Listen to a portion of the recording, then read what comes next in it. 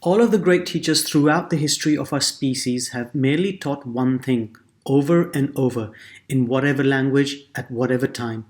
All have said simply, give up weak attractors for strong attractors. This is an extract from Dr. David Hawkins' book, Power versus Force. And one of the most powerful, one of the most strong attractors out there is this thing called love. And when we implement love into our existence, into our life, we are able to pass through our failures, celebrate ourselves, focus on our success, and are able to have a wonderful life. Welcome to Raw, Real Absolute Wisdom. My name is Rohit Bassi, your host for the show. January 21st, 2016. It is a Thursday. I meet a persona who I have seen on the stage, and I've seen his books, and many people speak highly of him. I got an opportunity to spend 15 minutes, it was about 15 to 20 minutes, one-to-one with this individual. And I truly started adoring this individual, not because of his celebrity status as a speaker, as a trainer, as a coach, as a thought leader, as a guru in service excellence, but because of the compassion, the love, and the respect he gave me in those 15 to 20 minutes. He calls me his dear friend, and for me, he is a dear friend too. Today on the show, we have Ron Kaufman. He has been labeled as the service excellence guru, but he is more than that. He is a person who lives his life out of love. Everything is love to him, and thus he is able to serve the people around him and the universe. Well, here we are. Ta-da. Thank you, Ron. Pleasure to be here with you. Thank you for allowing me to do this in your studio. Here we are. In Singapore. Yep. Raw, real, absolute wisdom. Rohit and Ron, let's rock and roll. So this is a question I ask everyone. Far away. Your full name for the record. Ronald Andrew Kaufman. Oh, Yes, you sir. never knew that. Oh, there you go. Okay, and the name was given by your father, your mother, or both? My father is Arthur Leon Kaufman. My mother is Ruth Fanny Hartman Kaufman. Right? And my father's initial, Arthur Kaufman, was therefore AK. And back in that era of early, when he was growing up, AK got teased as being a, shall we say, rear-end kisser, right? So he said, no kid of mine is going to have the initials AK, but they like the name Andrew, so that went in the middle, and it became Ronald Andrew Kaufman. Okay. Okay. Interesting. So I saw a talk of you last year that was at the Speakers Convention here in Singapore. Ooh, that was a great one. That was a very interesting one because it gave an insight of your life from a young age. Right. So, from a listeners, from people who are viewing this, That's the you. show, yeah. Before you got into what you're doing, Correct. yeah, and not even talking about your university years, as a child, Okay. what were you like? Oh, so I was rambunctious Ronnie. Okay. I mean, the little one, there were 5 Kaufman kids, and I was the one that just could never sit still. Okay. You know, that one that the teacher's trying to get the kid to just pay, and he's right, but bright enough that he could kind of look at the board every once in a while and pick up what was going on and did fine in school. So how do you hold him down? You don't. And I had a couple of teachers who made a huge difference. One was a math teacher who realized there's no way I can get this kid to sit still during the geometry class. So I'm going to make him responsible for the group coffee box. Group coffee. What's that, right? You know, we're like in junior high school, right? And I got to go around and collect 5 and 10 cents from all the other kids, and then say, you know, what would you like this morning? Hot chocolate or tea or would you like, coffee, and how would you like it? And then I would take the money and I would go to the store and I would buy the supplies and the sugar and I'd put it in a box. I had the coffee box. Yeah. And that would be in the back. And Mr. Mohide, who was the gym teacher, he went out and he bought the coffee thing that you could plug in and turn it on. So we'd go into math class, and everybody else is sitting there looking at the board doing math, and I'm literally going around the class making drinks for people in the morning, and yet I was acing the class. So thank God, Mr. Mohide, that he didn't scold me, Yeah. that instead he encouraged me. Yeah. And I mean, I was very, very fortunate growing up in Westport, Connecticut. So this is service excellence from a very, very young age. I got it that you take somebody, who they are, their spirit as they are, and you just encourage it. You celebrate it. You recognize them for it, and then they'll bring out the best of them. Yeah. Yeah. So from there, university. Oh, in between was Frisbee. Okay, Frisbee. Okay. And that was huge because I was this little kid. I'm not going to play basketball or football, right? But we had the second ultimate Frisbee high school team in the world. It was invented in Maplewood, New Jersey. There was a math teacher there. Somebody went to school there who came to our high school. He brought the rules. He taught the game. This little geeky kid was a last one picked, but they let me play. They even threw it to me, even though I drop it all the time. Right? And then by the time we graduated from high school, we all went off to college. And we started our college teams. And so I was recently put into the Ultimate Frisbee Hall of Fame. Yes. Because I was one of the Johnny Appleseeds that took Ultimate Frisbee out, and out into the world. But the number one, the first rule of the game is called the spirit of the game.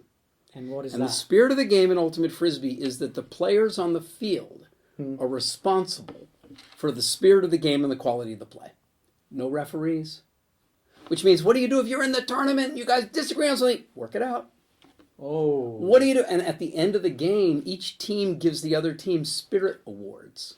Right? So that spirit of the game is something that has absolutely, gotten into me, and it's my life. And that's what I've seen you on the stage. Yeah.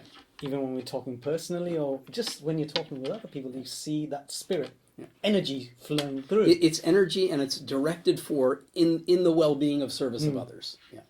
Clearly can see that. Now, university. Okay. What happened? Where were you? Thank you. What did you do? I got into Brown University. Yeah. So that's an Ivy League college. My parents were so happy. And I was happy. But after 2 years, I was bored. I knew how to get onto the roof of every building on the campus. Scoundrel, he's the rambunctious kid. You can't put him down. So I'm having a great time, and I realized 4 years here is not going to work. So I got into a program in London. Okay. For the fall semester of my junior year, which is kind of a common thing, junior year abroad, right? So I go off to London, but only for the fall semester. And then I stayed in Europe during the spring and summer, and I did Frisbee. What does it mean, do Frisbee? I translated the rules into French. I went to Italy. I went up to Sweden. I went to Copenhagen. I went to Germany. And I went all around, and I met the nascent Frisbee associations that were just getting started, and I organized tournaments, and I created players associations and organized Frisbee festivals. And during all that crazy travel, I was in the south of France, and I found another place that would take American students for a semester. Yeah. And I applied, and I got in. And so the next fall semester, I went to the south of France, and I stayed in Europe for the spring and summer. And I traveled around, and I did Frisbee festivals. And by the time I went back to Brown, they gave me full credit for those 2 fall semesters. That was my junior year. Yeah. And I did my senior year. But I got credit in my concentration, which was history, for the studies I did in Europe. So by the time I went for my senior year, I could take anything I wanted. Philosophy, dance class, computer science. I had one of the best liberal arts educations you could possibly imagine. And thank you to Brown University for that era of freedom where the student could do what they wanted to do. That's really amazing. An education system and institute allowing you to do that? Yeah. Wow. Yeah, Brown was known for that at the time. And of course, the Frisbee had this entrepreneurial side to it, because if you're going to run the tournament, you need Frisbees. Who's selling the Frisbees? I could do that. And I created a company called Discovering the World. Discovering the World, right? And it ended up being the biggest mail order catalog, selling Frisbees all over the world. So is it still running? It's still running. I sold it way back in early. And the fellow who bought it is in Los Angeles, a friend named Dan Mangoni, and he does more than $1 million a year in Frisbee sales. Yeah. How old were you then? Yeah. Oh, golly. I mean, I started it when I was in college, and then I did the tournaments and the international stuff in Europe in my 20s. And I think by the time I, by the time I turned 30, I'd sold the business. Okay. And then I came here in 1990, Hmm. so I was 34, and I came for 1 week. And what was the reason you came here for 1 week? So Singapore government was concerned about the fact that all the low-cost manufacturing that was really the economic base was going to China. And the low-cost call centers and data processing was going to all go to India. So what was going to be Singapore's economy? And the government here is very pragmatic, and they looked over the horizon and they said we have to go up that value chain. Yeah. And that means creating engagements with people that deliver more value. Well, that means service. Today, what is Singapore? Financial service, legal service, medical service, convention, hospitality, supply chain, it's all services. But the population in that era had been trained to work in factories. Don't make a mistake. Right? Six Sigma, zero defects, very Singaporean. Right? But when you're dealing with customers, you need responsive and proactive and collaborative and creative. How are you going to do that? So they funded the creation of a national service quality training center, and they needed curriculum developers. Well, I didn't know anything about service, but I knew a lot about adult education from the Frisbee festivals. And so after they went through McKinsey and Bain and everybody else who couldn't do what they were looking for, somebody knew somebody who was assembling a team, and I was the guy who came and made it fun. So I came for a week. And at the end of the week, they said, we've been looking for you. And I stayed for another week and then 7 months and became the project manager, and it's been 30 years. Okay. So the transition to going, okay, so you were working over there, the transition to up your service. Right. When did that Right. happen? When did that happen? So when I came in 1990, I didn't really know anything about service as a field. And to be candid, back then, the field itself wasn't very well developed. There was a lot of like unmapped soft stuff. Yeah. It was considered a soft skill and make people happy and serve them the way you would like to be served, which is only makes sense if they're exactly like you, which they're not, right? So then we had to build curriculum.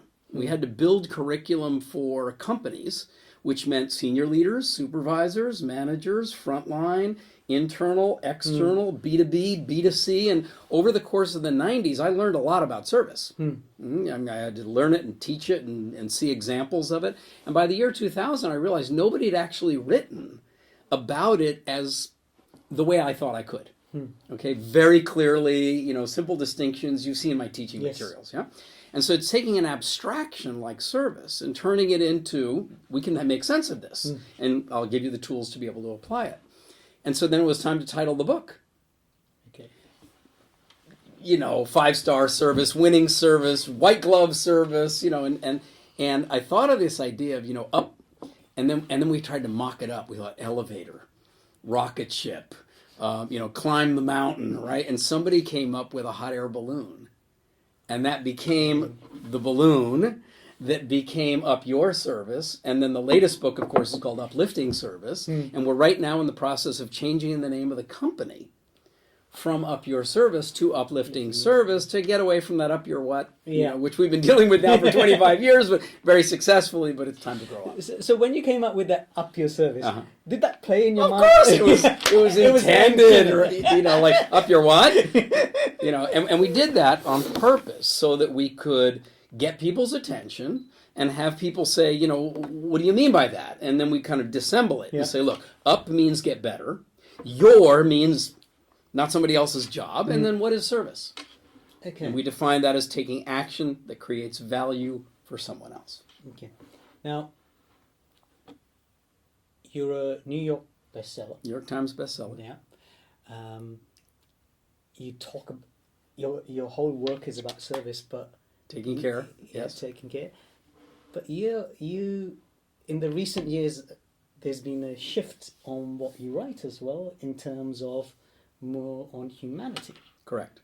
Okay. Yeah. What sparked that? So, Singapore is, some people even call it Singapore Inc. It's a very pragmatic, commercially successful, and I'm extremely proud of it, so much so that I became a citizen, as you know. You have a multi-ethnic, multi-religious group that gets along, that's very small, surrounded by a quite, erratic neighborhood. And when you're that small, you can't be enemies of anybody. So how do you become friends of everybody? Well, you help everybody. And the original impulse for the service training center was commercial. How do we not lose an economy? How do we build more value? How do we create the transactional satisfaction? And then how do you create the ongoing relationship satisfaction? And then how do you add more to it so it becomes a partnership fulfillment and satisfaction and loyalty and positive word of mouth and all those things? But it's always been, kind of commercial, right? And yet, what do you call it when it is within the neighborhood? And you're taking action to create value for each other. Community service? What do you call it when it is a church? It's a church service, right? What do you call it when it's in a family? What do you call it when you're concerned about a club or friends or a musical group or society as a whole? And so it's not always commercial. And so then how do you take this concept of serving others? Where does that fit into what it is to be human? And what is it to be human? It's to take care of ourselves and take care of each other, the people we care about, the things we care about. Okay, well, that sounds like service to me. Yeah. So then we have to elevate service from just being the commercial version to being the core of humanity. And you have this wonderful word, careology. Yeah. How did that all come about? Okay, that's the big one. So I've been very, very fortunate to have some outstanding mentors. One in particular who is a philosopher, an educator, a technologist, a business person, an author, a politician. I mean, really extraordinary human named Fernando Flores. And I've been studying with him for years and years and years, including some, pretty deep philosophical, like, what is a human being? And if you think about that basic question, how come schools never really gave us a good answer to that, Rohit? I'm not sure on it. Well, we can look then at, wait a minute, you mean we've had 400 years of educational accumulation of sciences and arts and humanities and schools of this and that, but who's actually teaching what is it to be human? And don't tell me you have to go to a philosophy class for that, because every single person is living it every day. Yeah. But where's the underlying rationale? Yeah. Right now, in the way old days, when people are like, what is going on here? Where did the rain come from? What's causing the sun to suddenly block something? Or, it was gods. And so you can go back to all the ancient civilizations and you see the icons, and there was like, this, well, it was the gods. That made, and then science started to help figure some things out. And so it became, no, wait a minute. Maybe there's a more rational explanation for this, right? Well, there's a reason why so many universities were founded by religious organizations, because that's sort of where the power of understanding was, and now, has matured to. But these schools of thought have become to the level of PhDs who, debate and argue and make new knowledge with each other, as though more knowledge and information is going to make society better. Look at society today. We can make those atomic bombs and so many other things, but where is the actual education of humanity about how do we get along well as humans? Okay. So then when I look at service as taking action to create value for who? If I just say someone else, you could sell cigarettes. Yes. Good service, make money. But if I say service is taking action to create value for someone you care about, Just sounds it raises a whole different question. Like, hold on a second, what do you mean by care? Yeah. And I looked at that one and I said, that's a lot like service was 30 years ago. It's another abstraction. It's not well mapped out. Currently, it's sort of, encaptured over here in the philosophy department and in the healthcare world.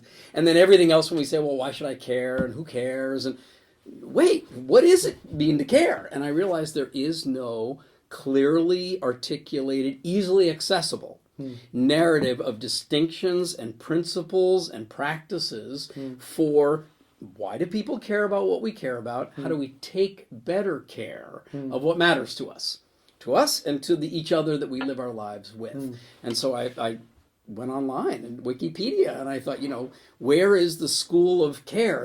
And it would obviously not be called biology or ecology, it'd be called careology. The word doesn't exist. Yep. So we've trademarked it. It's all over the world now. We're in the process of building the curriculum for it. Now, there's a lot of success with you.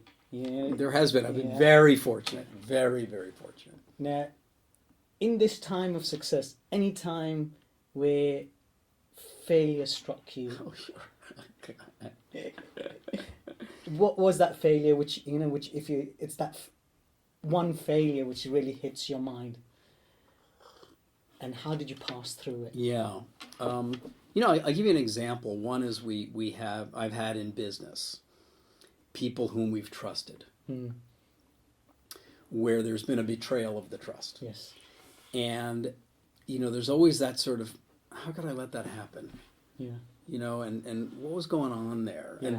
And okay, there's that, like, doing the post-mortem review, what happened. But then the other is, how do you handle it here? How do you process that, right? And initially, let's be honest, vengeance, get back at it, right? That's not going to happen. Yeah. And so then, how long does it take to let that move through and go to a different place? And what is that other place? And so those kinds of evolutions, some of them are still in process, but I look at it like, okay, that's fascinating, because if you take action out of the I'll get you back, what are you left with, really, other than just the tension of those energies that doesn't make you a better human being? And if you want to transcend, that's not the same as saying, oh, well, just forget about it, right? There's some lesson to be learned there, and it can be a lesson of forgiveness, it can be a lesson of understanding for what was actually going on for that person that they must have cared about. And then there's cleaning it up and fixing it up afterwards. Yeah, interesting. Now, you've been in the speaking profession for quite a long time. Approximately how many years is it now? Well, Frisbee gave me the start. Yeah, so okay, because you've got this tournament, and I knew everybody on the field. I knew what the audience needed to know. Yeah. I knew the game, so I was the guy on the mic. Yeah. And it got to the point where at the World Frisbee Championships in the Rose Bowl, we had 65,000 people, and I'm the guy on the mic. And it's just such a privileged position, because you realize everybody's busy doing their stuff, but they're yours. I tell you a little story. There was a moment, it was hot, Saturday, it's in Southern California, and I got the clipboard and the mic, and I got the little wings on my hat, and everybody, I'm the guy, and suddenly piece of paper comes on my clipboard, and it says Dodge van parking lot, license plate number, dog inside, windows rolled up, problem. Oh my God. And I realized somebody in the 65,000 forgot that their pup was out there, or whatever, and you got to go, right? Yeah. So I look up at the crowd and I go, ladies and gentlemen, if you came here today in a Dodge van with license plate, your canine buddy would like to see you right now. Okay, that didn't miss anybody, right? 65,000 people go, boo! Oh my, it was like this wave of darkness, came down onto, and literally Frisbees were dropping, and I really, I take the mic and I go, and how many people are here to have a really good time today? And the whole audience went, yeah! And in that moment, the responsibility for being the convener, for being the announcer, for being the presenter, for being the speaker, for being the facilitator, for being the organizer, whatever, right? You owe those people 1,000% focus of care and attention, because their energy is going to respond to you, and it's going to affect everybody else. Wow, that's a really great story in explaining. And I enjoyed it, and I was good at it, and one thing led to another. Now, in regards to what you do, how much have your parents been an influence to you? Oh, thank you. Great question. Great question. My mother came out of Germany in 1938, 7 years old. Family was like one of the last Jewish families to get out. Lands in the United States, makes a life. 5 kids. She got a master's degree in education, and she taught in our high school. Not the easiest thing to have your mother teaching in your high school, right? But what she was teaching was values clarification, child development and family life. It was the late 60s, so human sexuality, right? And all the girls would come, Mrs. Kaufman, my boyfriend broke up with you. I'm going, Mom, oh my God, right? But what I saw was education, right? And the intimacy of education, not like just a test, but to help people. Yeah. My father's an engineer who solves problems. Yeah. but he was a very independent consultant engineer whose office and workshop were in the basement. And my bedroom was next to his office. So whenever he's running an experiment and you need somebody to hold the thing or do the light or count the seconds or whatever, Ron, and so this idea of you make stuff happen, you do stuff in the world, and you teach other people in a way that helps them in life. And then the last one is that my father's mother was a kindergarten teacher. Okay. And she did that for 40 years in New York City. 40 years. And I remember as a little kid getting to go in and watch my grandma with all these kids. And what's a kindergarten teacher want to do? Keep all the kids happy, right? Keep them all engaged and active and stop them fighting. And when the parents drop the kid off, you want to let them know your kid's going to be fine. And at the end of the day, no matter what kind of a little snotty kid he was, what do you want to say to the parents? Great kid. Because you know it's going to affect the kid's evening and the parents' evening. So you do it. And I just watched Grandma and I thought, this makes so much sense. You know, this is life. You've done many interviews. I mean, must be thousands. A lot of interviews, okay? And in those interviews, what is the toughest thing you've been ever asked? Oh, golly.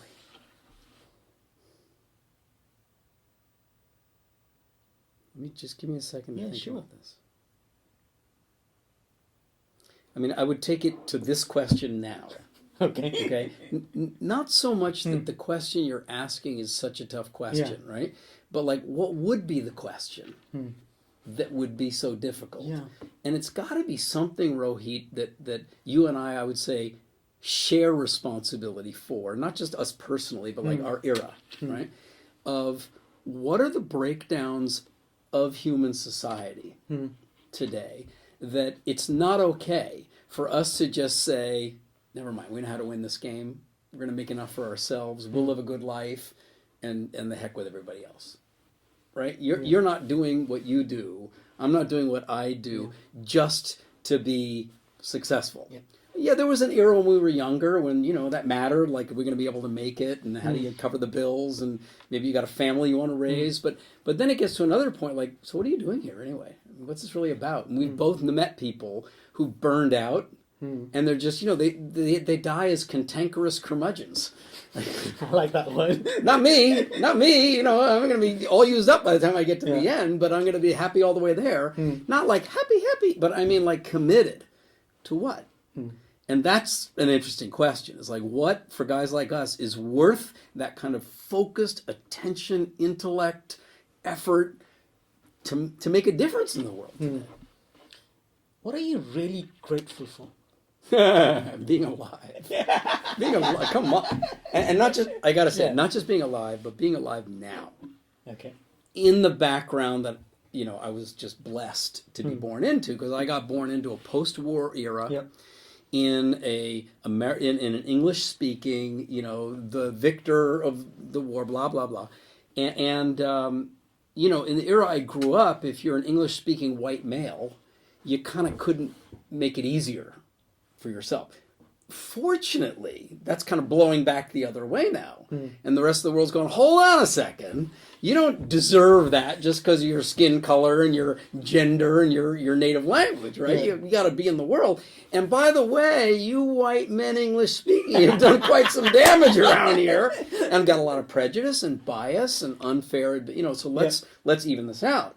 I'm incredibly fortunate that our daughter, you know, comes from this very mixed background, and she went to a very liberal school where it's like, Dad, we got to talk. You know, and she's smarter than me, and she's way more culturally attuned and adapt than I am. And I look at that and I go, you know, how grateful am I to have all the privilege that we've got, but also the opportunity to contribute to others. Your daughter? Her name is Brighton. Brighton. Okay. Brighten, like turning on a light. Yeah. Oh. Yeah. So, Brighton, what is that you say to her? What is that you... How do you assist her or uplift her when she feels the chips are down?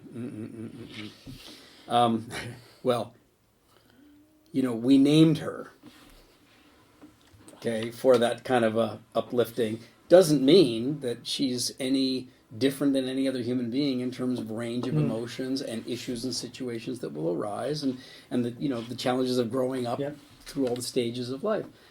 She's 23 now, living in New York, and she's just obviously sparkle of my life. Yeah. She's had an interesting advantage because her mom is an Indian, Singaporean, Chinese, Muslim. It's a wonderful mix. It's a Great wonderful mix, especially for Singapore, Yeah. because there's so much multicultural respect that goes on here. And I, of course, come from a very different background. Yeah. And so the two of us got married, and I wasn't really raised religiously, and so Brighton was raised with that initial indoctrination or exposure Yeah. to the Islamic faith, Yeah. right? But she had daddy, and daddy, of course, is like, look, we're going to do the whole world, and her mom is very much this kind of, it's all good. Right, it's all good. Yeah. So, at one point she was about 8 years old, and she was in one of the religious classes, and they said something about, you only go to heaven if you're, and she raises her little hand. She goes, I don't think God would make everybody else wrong. Okay, right. Now, her mom and I, we parted when Brighton was young. She was about 5, and then a couple of years later, I met Jen, who Yeah. who I'm married to now. We've been together for 16 years. And Jen is from Western Australia. Yeah. She grew up on a sheep farm. and I mean, like, it's very different than, going to Brown University, right? But she knows real life. Yep. As anybody who's grown up on a real working farm Yep. understands in a way that the rest of us are like, what, it's a supermarket, right? No, it's running around there with fuzzy tail on it. And, you turn it into dinner. And she can do that. And we're vegans today. And so Brighton, our daughter, really got the benefit of 3 parents. She got her mom and her whole mom's family and sort of the cultural depth Yeah. and the caring and the community that's here in Singapore. She got my family, which is all the way over there in America, and the kind of that American spirit of anything is possible and go around the world. And then she got the Australian version of a very practical, like it was Jen that taught her how to ride a bike and taught her how to go snorkeling and like the really enjoyment of the practical side of life. And so Brighton has just flourished in that kind of. She also went to United World College here in Singapore, where they have 110 nationalities in the student body. 110 nationalities, and half the kids are all mixed, right? So she's a mutt, and her best friends are all mongrels and mutts, and they all love each other. Glad you said that word. Well, but I mean, what that means is that nobody has any right to have like background advantage. We're all people. Yeah. And then she went to University of the United States at a very liberal school called Wesleyan, which is even more. Look, we're all here. How do we learn to get along with each other? And so then, as she's been going through life, she's had her own ups and downs, but she has kind of a perspective on that that's different than somebody who's only had a certain cultural pattern of behavior, and your what's good, what's bad is sort of bounded by the cultural bias, traditions, and expectations. What do you do when you've got all these different cultural ways? Then you realize, I'm having my experience, everybody does, and how am I doing here? So the other day we were talking, and she was struggling with something about work or what to do next with her life, and I said, well, Bri, how's that going? She goes, well, I'm still a little ducky. So, and I said, you mean like you're young? She goes, yeah, I'm still young, And I thought to myself, you're smarter than me, kid. Oh, now, when she looks at your life and the flying in and out, working, books, seminars, workshops, expanding, growing the business, what are her thoughts about father? Yeah, she gave me a really beautiful compliment. We were down at Jen's hometown in Western Australia for Christmas.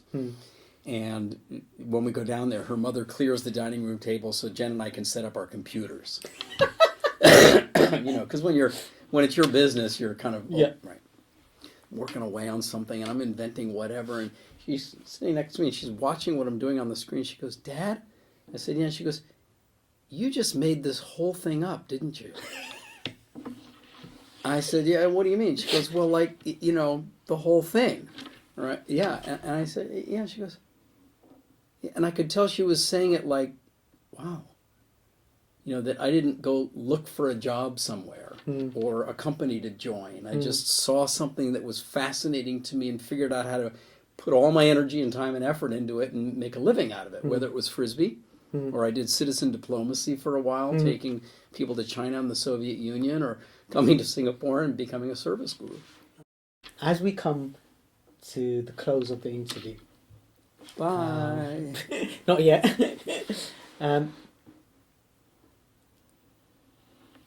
The profession which you do, which Okay. I'm doing as well. Learning, development, education. Right. Yeah. There are a lot of people out there nowadays who want to do the same. Right. What would you say, firstly, to the people who are entering into this? Yep. What guidance could you give Yep. them? That wisdom from Yep. Ron Kaufman. Yep. When you start the Yep. business, where can you focus? What can you do? Well, be careful that you don't get caught up, in the tactics and the techniques of the how do you do the brand and the clicks and the likes and what is it you actually are committed to? What do you care about? What do you therefore want to learn about? So that you develop some depth. And by depth, it's not impossible to do it. It's not like magic, right? So, for example, you choose some domain, how teams work, how digital business will be done in the future, how to be effective in marketing or personal branding or personal motivation or stress management or languages or mathematics, financial skills, whatever your domain in which you want to help other people, right? And then study that domain like rigorously, historically. And what do I mean by that? Is like, what's the fundamental human concern for which this whole field evolved in the first place? So it's the human element. But like the foundational, what is it about humans that needs that? Okay. And then when you look way back in history, like how did that era, how did that field initially evolve? And that has evolved, what were the distinctions that got invented? And then what practices occurred? And then what innovations were introduced? And then who were the interesting voices within that? And then what were the traditions and the institutions that arose? And then how did that continue to evolve as technology shifted and as competition in different areas started to become available? And then you bring yourself to today, where you can see these conversations of innovation and design that are always arising and always will be, right? Of practices and some of the breakdowns of the practices which are being addressed with new ideas and innovations where you may want to participate or simply teach people how to be proficient in what's already going on. But just by the rigor of doing that reconstruction historically, you will distinguish yourself from most people who are operating in the space who go, oh, I'm interested in this. Oh, I think I know something about that. Oh, I took a class on that once. Or, I'm going to write a book. Well, how much do you really know about the field? And to be able to say, well, let's talk about why the field even exists. Okay. What is it here for? How did humans take care of that? How did that whole thing evolve? Because then you're talking about today in this enormous ongoing surge of the invention of the future. And that's what humans do, is we constantly are creating what's next. And so if you want to be a teacher, an educator, a motivator, a trainer, a coach, a consultant in this kind of human enablement and empowerment field, then do your homework. Study, learn, read. And it can be online. You can watch a lot of YouTube. You can go to Wikipedia, but understand where that field comes from and why it exists, and then earn the right to be able to be conversationally proficient in what's happening now, and then find those areas that call to you, where you want to innovate, where you want to try, where you want to lead, where you want to become really skillful in some area, so that you now have the ability to get up in front of other people and say, let me help you learn too. Okay. Now, for people who are already in this profession and at a certain level, they're not in the beginning, let's say somewhere in the middle, what would you say to them, that one thing that can help them boost, help them grow in what they're doing? Then for many of us, let's say that you've already achieved a certain level of stability, yeah, and there's always the calling of what's next. Right? Either how do I make this bigger? How do I make a larger impact? How do I make it more financially successful? Some people start to think about how do I leave a legacy of some sort or scale, right? Or it doesn't have to be scale like volume. It can also be go even more deeply. Like honestly, at my age now with Careology, I'm looking at like, should I be thinking about it in terms of global movement organization, or should I be thinking about myself more like iconic thinker, who clarifies something neatly enough that it can be in the world and taken by others in a way that can be flourished. Okay, so then the answer to your question is think about what's required to produce that next stage, and also the impact that will have on your life. So to be candid, when Jen and I created the company Up Your Service, which is now going to become Uplifting Service, I did it because I want to teach this. And I'll do a train the trainer program. So these ideas are really working. My clients love it, but how do I scale? I'll give it to other people so they can teach it. And that's worked, and it's translated into 15 languages, and it's all over the world, and now it's going online even more. But I had no clue what it would mean to build a company. Fortunately, I was only in my 40s. Like kind of your age now is like, okay, what's going on here with all these people and the management issues and the financial issues, etc. But I would say to people who are in the middle, think about, well, the impact it's going to have on lifestyle, the nature of alliances and partnerships and other supplier network partners you're going to need to make something work, and then what kind of a contribution do you actually want to make? And that's none of that is about what you're teaching. It's all about the leverage vehicles, if you will. Our friend Roger Hamilton, who he created a profiling instrument called Wealth Dynamics, and he was influential in one of my earlier years. And he taught me the equation: wealth is value times leverage. So the value is what are you going to teach and how much do you know and how helpful can you be? And the leverage is what's your mechanism for that. And I'd say to the people in the middle, all of us are always having to look at how do I increase those two, but it's the leverage one that can have huge consequence on your lifestyle and on the resources required and on the partnership network that you'll need. Okay. So we're going to close the interview. It's coming. It's coming. So final question. What is that one thing Ron Kaufman wants to leave as a legacy? Well, we were talking about this while we were waiting for the battery to recharge. that what's really underneath all of this. If service is here, then it's because we care. That's here, and what's under that is this phenomenon of love. That why do people want to be with other people, and what is it that when you see a certain flower sometimes you go, what is that?